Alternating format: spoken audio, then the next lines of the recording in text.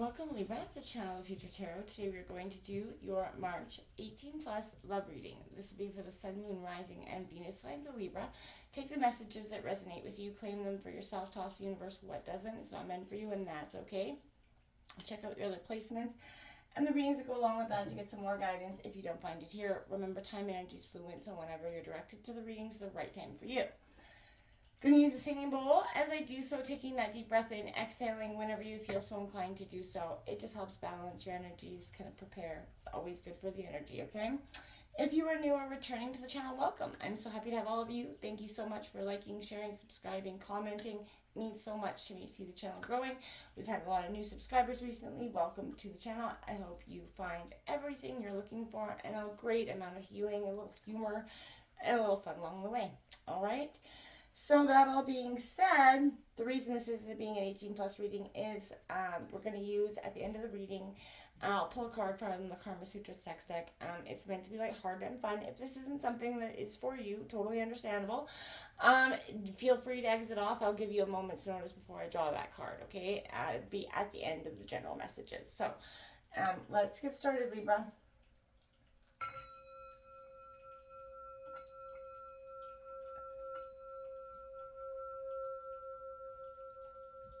Peace, love, health, and wealth.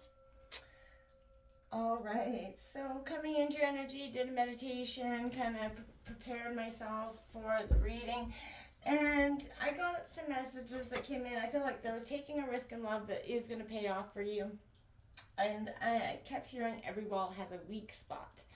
Now, maybe that's because you're trying to break down the walls of your partner, or they're trying to break down your walls.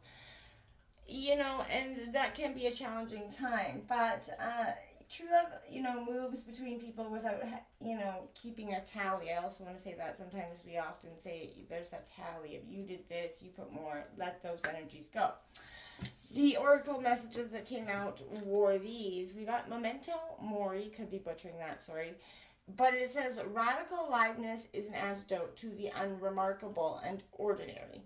Stepping into this embodied state is the quickest way to an intensely pleasurable life. What is radical aliveness? It's remembering that, as Mary Oliver said, you only have one wild and precious life, and that every day brings us closer to death. So live fully, openly, and in commitment to your enjoyment.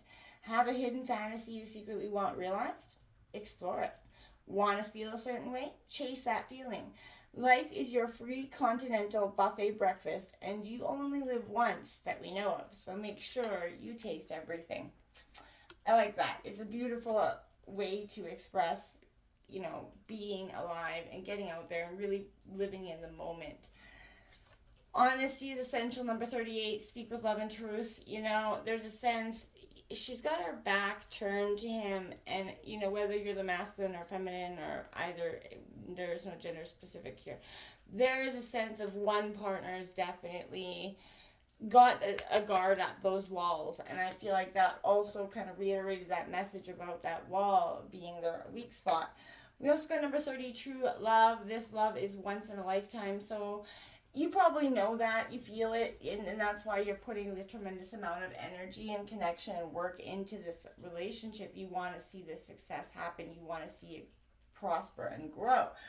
And for some time, I feel like maybe you haven't been able to do so. Sorry, I just noticed that my candle sort of went out on me there. So there, definitely is that sense of understanding that, and, both of you putting the work in needed, which I think is very paramount here.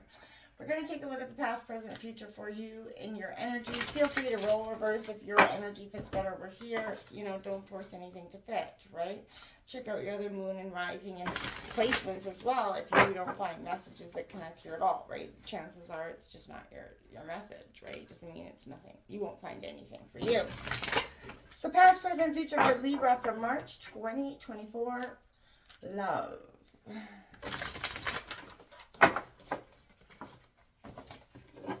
Cards are doing crazy stuff today. Okay.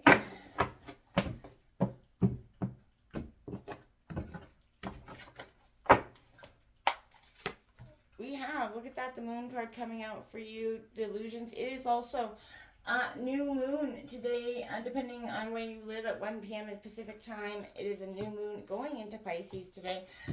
So very happy birthday to the Pisces out there. But it is definitely a time of emotional connection, right? And that is definitely being illuminated with the moon energy. We have the Three of Swords coming out in the present in reverse. You're moving out of heartbreak. The Three of Swords in reverse is the best way to have a Three of Swords, in my opinion. That is a Gemini, Libra, Aquarius energy. The future has the Ten of Pentacles in reverse, Taurus, Virgo, Capricorn. I like to see that. Even though it's in reverse, it suggests you guys are moving towards abundance. And on the bottom of the deck, underlying energies is that Ten of Wands in reverse. Suggests, like, I love to see the Ten of Wands in reverse because those burdens, they're being dropped. You're moving away from that very stagnant feeling of being stuck in that roller coaster, maybe of living too much in the past and not enough in the present. We're going to take a look at your partner's energy here. Again, feel free to roll reverse. Past, present, and future for Libra's partner, March 2024.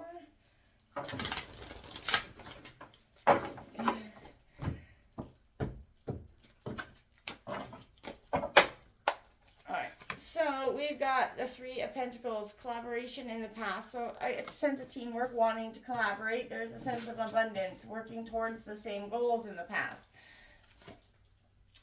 The Alchemist, that Magician coming out in the present. I like it. They're trying to really create the future. This could be you energy, and probably in this sense, I do feel like this is more on your energy representing where you're at. The Six of Pentacles here is, I like this, Taurus, Virgo, Capricorn energy in the future, abundance coming in, striving. You have the Death card in reverse for the partner. Again, holding a little bit on. It's not literal death, but it is, again, not living life to that fullest moment. That kind of reiterates what that card is saying. And I feel like they're moving out of that sense of stagnance, no longer wanting to be stuck in those moments or the time of just feeling like they can't move past it.